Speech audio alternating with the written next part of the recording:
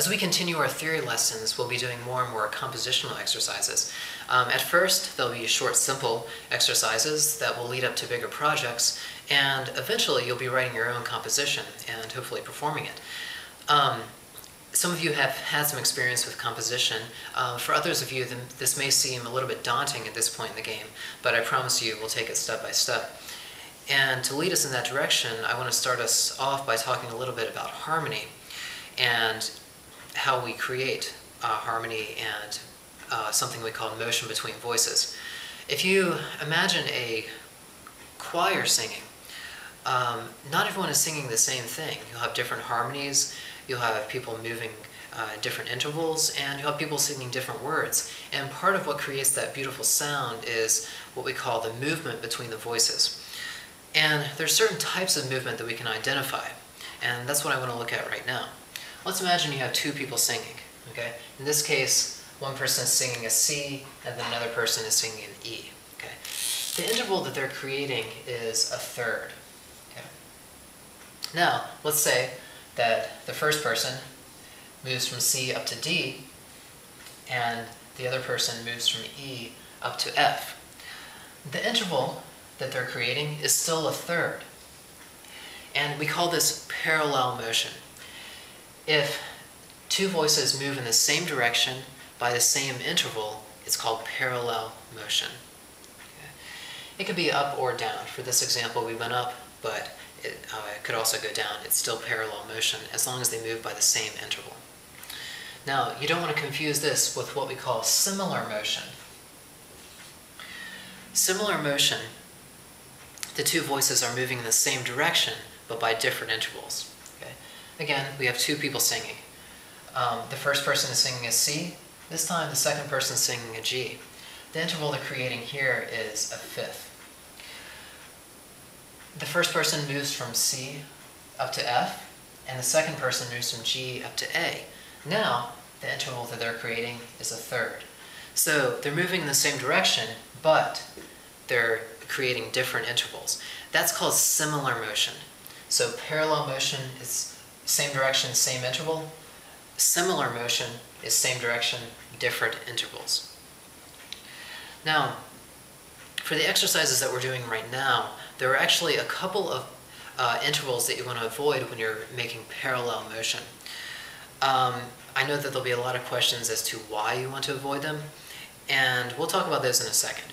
The intervals that you want to avoid are parallel fifths and parallel octaves, and also parallel unisons.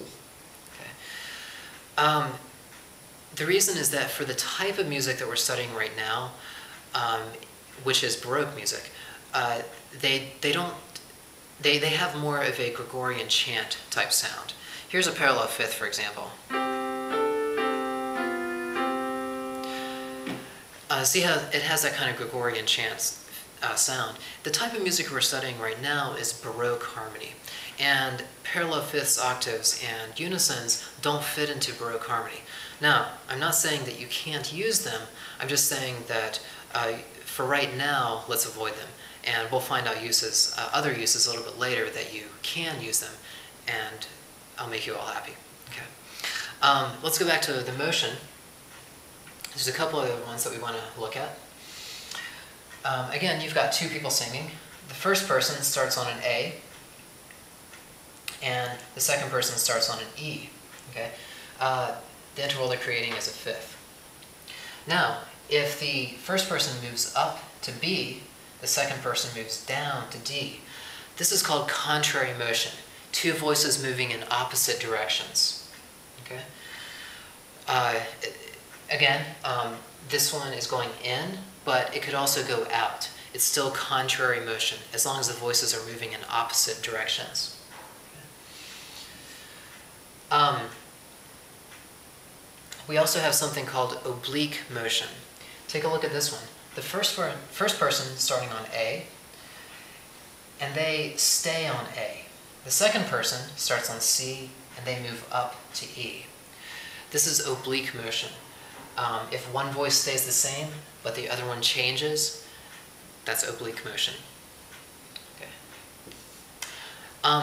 The final type of motion is actually a non-movement, and we call this stationary